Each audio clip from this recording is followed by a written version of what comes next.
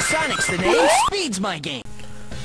Well, hey everyone in the Sonic community and at TheEGGOne, it is TheEGGOne, and I'm finally back after a month without making videos to tell you my opinions of Sonic Colors, which I got for Christmas, which is why I haven't been making any videos, and I'm really sorry about that, but you know, it's the holiday season, so I can understand so it's kind of like an excuse, a good excuse at that. So, my Sonic Colors. I got Sonic Colors for Christmas, yay, and it's phenomenal. Let me just comment on the gameplay. I'm not going to get too much into the details because you can like watch professional reviews about that. I'm just giving my opinions. In gameplay is Daytime Sonic Unleashed. It's phenomenal. It's 3D switching from 2D or 2.5D, and it's just awesome. There's a lot more 2D than there is 3D, which I don't particularly like because I like 3D Sonic a little more than I like 2D Sonic. That's just my opinion, considering I came in Sonic Adventure 2 Battle and I've been like that for like the last 5 years. So I do like 3D a little bit more than I like 2D. And the frequent switching is just my only complaint about the gameplay. Other than that, it's fast, it's fun, and it's just purely awesome. It's Daytime Sonic Unleashed, which everybody loved. And combined with that is the color powers, which I was very, very happy to see that they don't crowd the game as much as I thought they would be. Because I thought you'd enter the game and the first thing you do was use a color power. I seriously thought that, and I was really afraid of that. So fortunately, I was very happy to see that in most places you don't require to use the color powers. There are certain places where you really need to use the color powers in order to proceed, but other than that, it's all Sonic and lots of running, lots of spin dashing, whatever you want to call it, and it's very, very fun. It's possibly the best Sonic game that we have had since Sonic Adventure 2 Battle, and that's in all great honesty.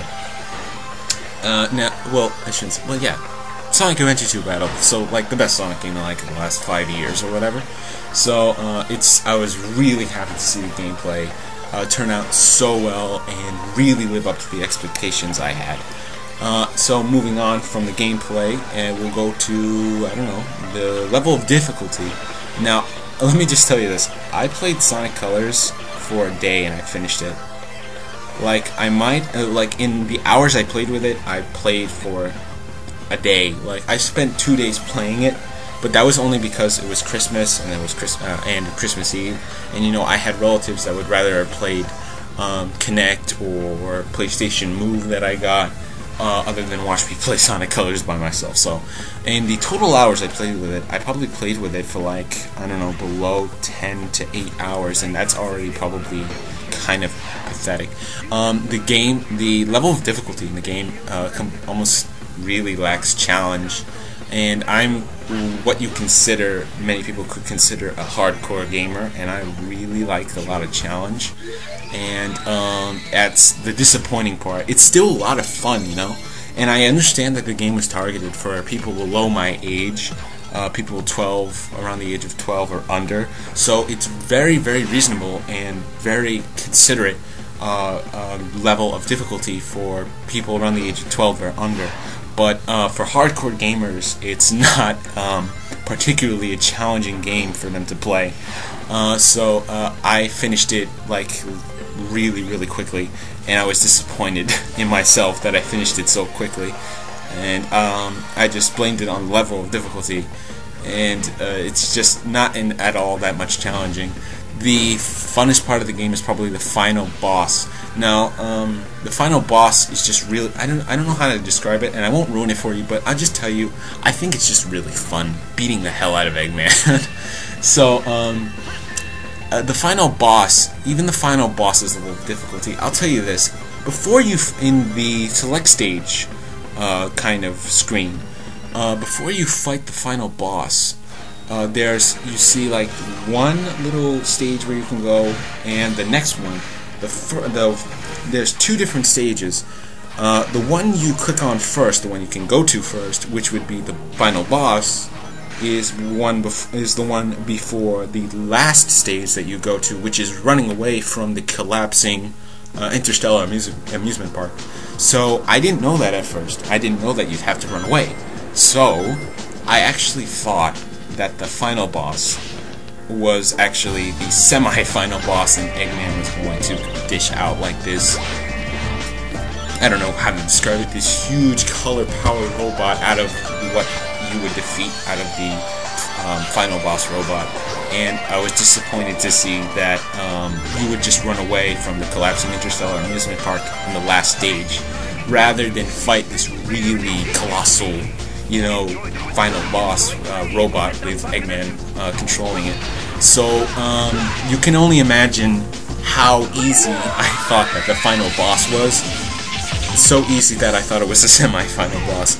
And they don't handle it, and this is the first Sonic game that they really don't, well, not the first, I shouldn't say the first, but the first 3D Sonic game that Sega actually didn't handle traditionally, and you do not go Super Sonic at the very last final boss, which is also another aspect that I thought, which made me think that it was the semi-final boss rather than the final boss. So the final boss, even the final boss, is really easy. So in total retrospect, the level of difficulty I give like a 5, considering I am a hardcore gamer and I like a lot of challenge.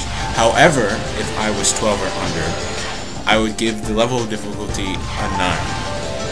And you know, I swear to God, if you guys can find me a video of a 12-year-old playing Sonic Colors and throwing the remote at the screen saying, "This is too easy," I will laugh my head off. Because I just find it really easy. Too easy. Piece of cake. Sorry, that was me being a nerd, abusing my power to copy things off the internet and have Sonic say something like that. So, moving on, the next part I just want to say really quickly is the display of the game, which is the total graphics and all the views, which is phenomenal, and I give that a 10 out of 10. So, with that said, I'll move on to my final the part I want to talk about the most, which is the story, which I think every reviewer should end with. Because if you like the series, it can't only be because you like the gameplay.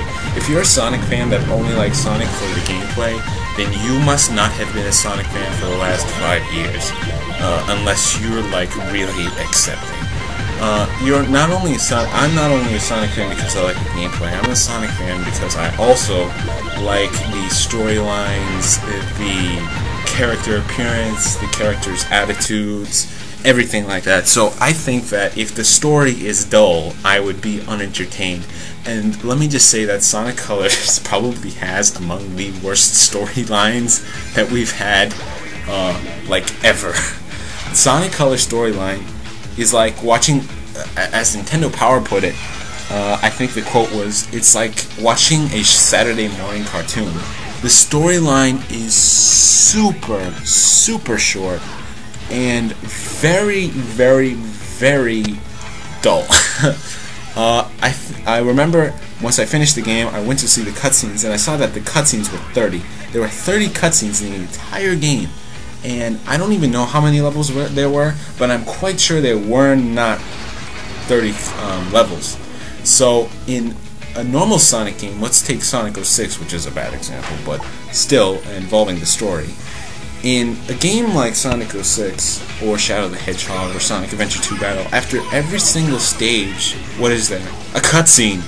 So, after, I was waiting so bad, I was playing the game, okay, I finished the level. Next level, Act 2. What? Where's the cutscene? That's what I was like, because being normal and having Sonic been like that for the last 5 years, or whatever, that's what I expected, and I was like, where are the cutscenes? So the cutscenes and the storyline is really dull. However, if you are 12 years old, the cutscene storyline will probably be reasonably entertaining. I actually think I laughed at childhood humor a couple times when Sonic called Eggman Baldy McNosehair or something. That's pretty freaking funny. So, in other words, the storyline is really weird and dull. However, I do have to say this.